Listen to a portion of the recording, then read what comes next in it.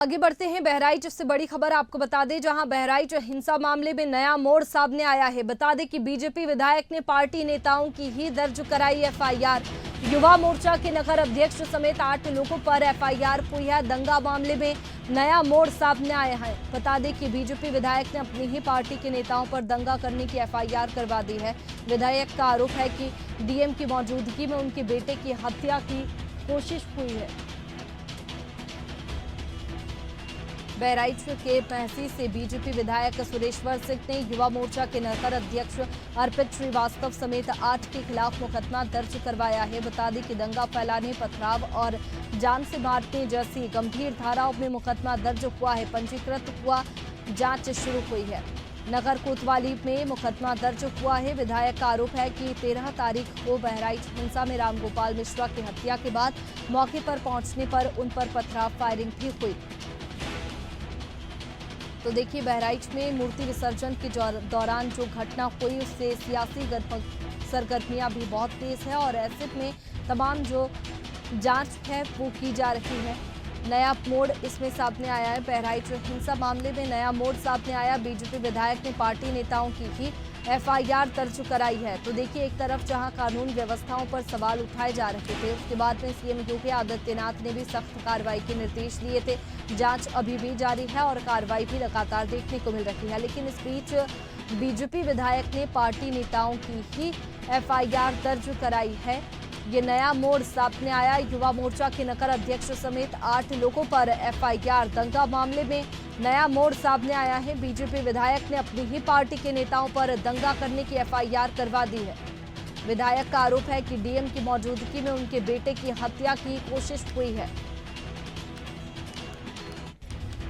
और चलिए, इसी पर ज्यादा जानकारी के साथ में राशिद हमारे साथ में जुड़ चुके हैं। राशिद, जिस तरीके से बहराइच में जो घटना हुई थी मूर्ति विसर्जन के दौरान, उसमें एक के बाद एक नए खुलासे हो रहे हैं। एक नया मोड़ अब सामने आया है। बीजेपी विधायक ने पार्टी नेताओं की ही एफआईआर दर्ज की है। तो इसके बाद में जरूर सियासत देखने को मिल रही है। तमाम जो आरोप है वो लगाए जा रहे होंगे।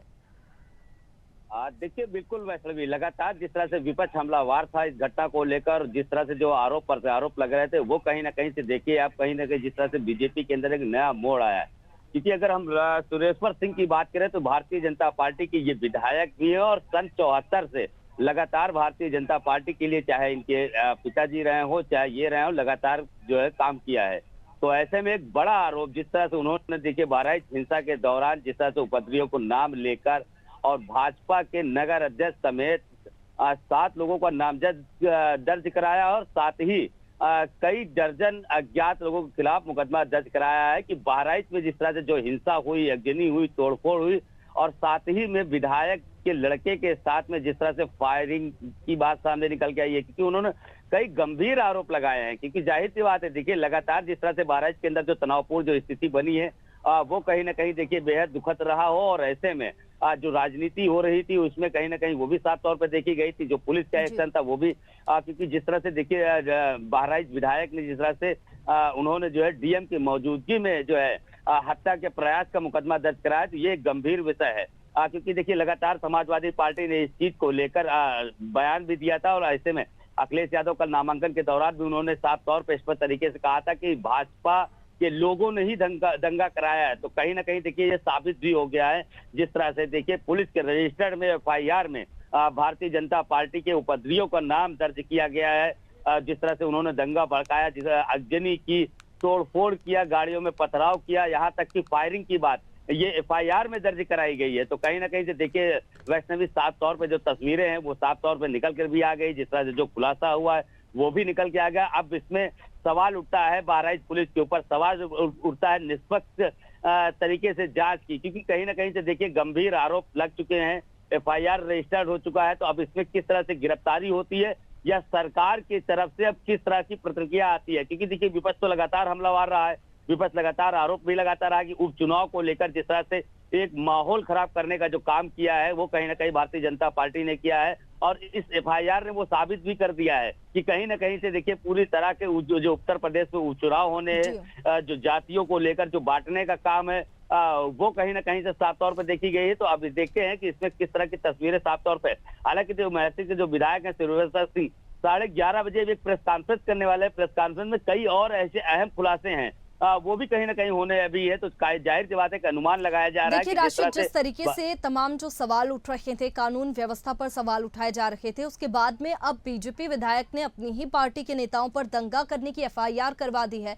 तो इसके बाद में जरूर विपक्ष को एक मुद्दा मिला है, क्योंकि इससे साफ जाहिर हो रहा है कि बीजेपी के ही लोग उस दंगे में मिले हुए थे, जिससे बीजेपी लगातार इनकार करती हुई आई है। लेकिन अब बात करें तो उपचुनाव भी है उत्तर प्रदेश में 9 सीटों पर, और ऐसे में मुश्किलें खड़ी कर दी है बीजेपी विधायक ने ही बीजेपी के लिए।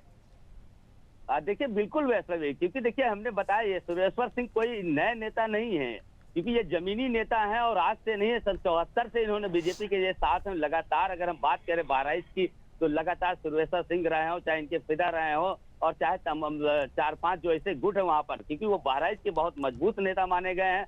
और ऐसे में जिस तरह से उन्होंने जो आरोप के साथ साथ एफआईआर भी दर्ज कराई है और बाकायदा नामजद दर्ज कराई है, उसमें जिस तरह से देखिए अगर हम बात करें तो भाजपा नगर अध्यक्ष के साथ में और प्राथमिक स्कूल के टीचर प्रिंसिपल भी रहे हैं, उनके खिलाफ भी मुकदमा दर्ज कराया है। क्योंकि जिस तरह से देखिए उन्होंने बताया कि जिस तरह से गोपाल मिश्रा की हत्या हुई, उसके बाद से 100 को मर्तरी ले जाया जा रहा था, शांतिपूर्वक तरीके से उन्होंने लोगों को समझाने का प्रयास किया। उसके बाद भीड़ उग्र हो गई। उग्र होने के बाद उनके जो है लड़के के ऊपर जिस तरह से जो पत्थर से हमला किया गया, फायरिंग की गई, कहीं न कहीं से हत्या का प्रयास किया गया, इन सभी गंभीर धाराओं में मुकदमा दर्ज कराकर एक भारतीय जनता पार्टी के ऊपर सवालिया निशान लगा दिए।